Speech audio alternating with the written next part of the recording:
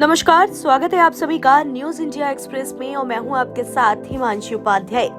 दोस्तों, मकर संक्रांति आने वाली है, तो क्या आप जानते हैं कि मकर संक्रांति क्यों मनाते हैं? आप नहीं जानते होंगे इसके ये पौराणिक रहस्य। जी हाँ, आज हम आपको इसके पौराणिक रहस्यों के बारे में बताने जा रहे हैं कि आखिरकार मकर संक्रांति क्यों मनाते हैं।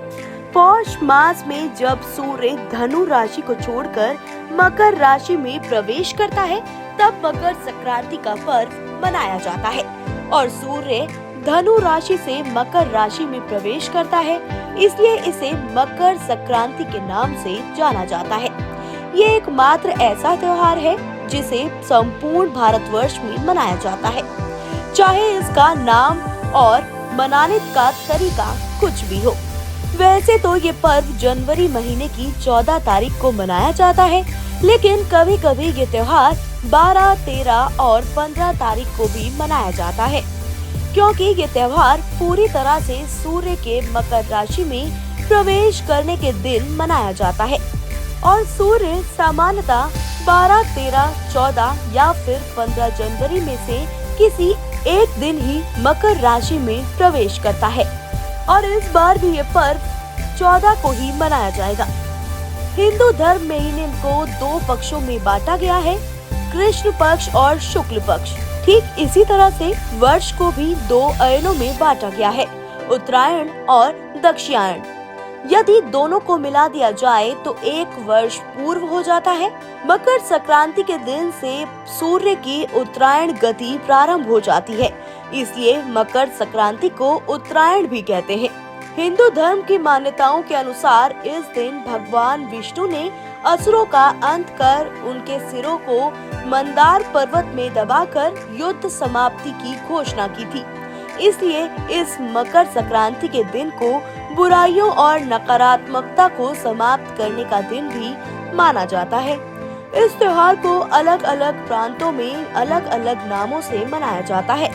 तमिलनाडु में इसे पोंगल के रूप में, तो आंध्र प्रदेश, कर्नाटक और केरला में केवल संक्रांति के रूप में मनाया जाता है, जबकि बिहार और उत्तर प्रदेश में इस त्योहार को खिचड़ी के रूप में मनाया जाता है।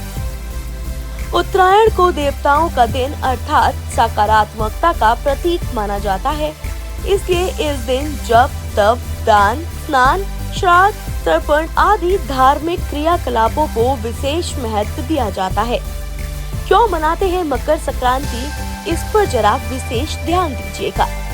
ये माना जाता है कि भगवान सूर्य अपने पुत्र शनि से मिलने स्वयं उनके घर जाते हैं और शनि मकर राशि के स्वामी हैं, इसलिए इस दिन को मकर संक्रांति के नाम से जाना जाता है। पवित्र गंगा नदी का भी इसी दिन धरती पर अवतरण हुआ था, इसलिए भी मकर संक्रांति का पर्व मनाया जाता है। महाभारत में पितामह भीष्म ने सूर्य के उत्तरायण होने पर ही स्वेच्छा से शरीर का परित्याग किया था। इसका कारण ये था कि उत्तरायण में देह छोड़ने वाली आत्माएं या तो कुछ काल के लिए देवलोक में चली जाती हैं या पुनर्जन्म के चक्र से उन आत्माओं को छुटकारा मिल जाता है, जबकि दक्षिणायन में देह छोड़ने पर आत्मा को बहुत काल तक अंधकार का सामना करना पड़ता है। स्वयं भगवान श्री कृष्ण ने भी उत्तरायण का महत्व बताते हुए कहा है कि उत्तरायण के 6 मास के शुभ काल में जब सूर्य देव उत्तरायण होते हैं और पृथ्वी प्रकाश से रहती है, तो इस प्रकाश में शरीर का परित्याग करने से व्यक्ति का पुनर्जन्म नहीं होता है और ऐसे लोग सीधे ही ब्रह्मा को प्राप्त होते हैं। इसके विपरीत जब सूर्य दक्षिणायन होता है और पृथ्वी अंधकारमय होती है, तो इस अंधकार में शरीर त्याग करने पर पुनर्जन्म लेना पड़ता है। अनेक स्थानों पर इस त्योहार पर पतंग उड़ाने की परंपरा प्रचलित है। लोग दिन भर अपनी छतों पर पतंग उड़ाकर हर्षोल्लास के साथ इस उत्सव को मनाते हैं। विशेष रूप से पतंग उड़ाने की प्रतिक्रियाएं भी आयोजित की जाती हैं।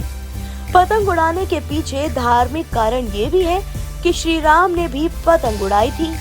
गुजरात और सौराष्ट्र में मकर संक्रांति पर कई दिनों का अवकाश रहता है और यहाँ इस दिन को भारत के किसी भी अन्य राज्यों की तुलना में अधिक हर्षोल्लास से मनाया जाता है। संक्रांति और सेहत। जी हाँ दोस्तों, पौष मास की सर्दी के कारण हमारा शरीर कई तरह की बीमारियों से ग्रसित हो जाता है। इसका हमें पता ही नहीं चलता और इस मौसम में त्वचा भी रूखी हो जाती है। इसीलिए जब सूर्य उत्तरायण होता है तब इसकी किरणें हमारे शरीर के लिए औषधि का काम करती हैं और पतंग उड़ाते समय हमारा शरीर सीधे सूर्य की किरणों के संपर्क में आता है, जिससे अनेक शारीरिक रोग जो हम जानते ही नहीं है वो स्वतः ही नष्ट हो जाते हैं। आप जान ही गए होंगे कि आखिर मकर संक्रांति हम क्यों मनाते हैं और संक्रांति और सेहत का क्या लाभ हमें होता है। दोस्तों, आप भी इस संक्रांति में पतंग जरूर उड़ाइएगा ताकि आपको भी सूर्य की किरणें डायरेक्ट आपकी त्वचा पर पड़े और आपको भी रोगों से निजात मिल सके। इसी तरह की तमाम जानकारी के लिए जुड़े रहिए हमारे साथ और आप सभी हमारे दर्शकों को न्यूज़ इंडिया एक्सप्रेस की तरफ से मकर संक्रांति की ढेरों बधाई।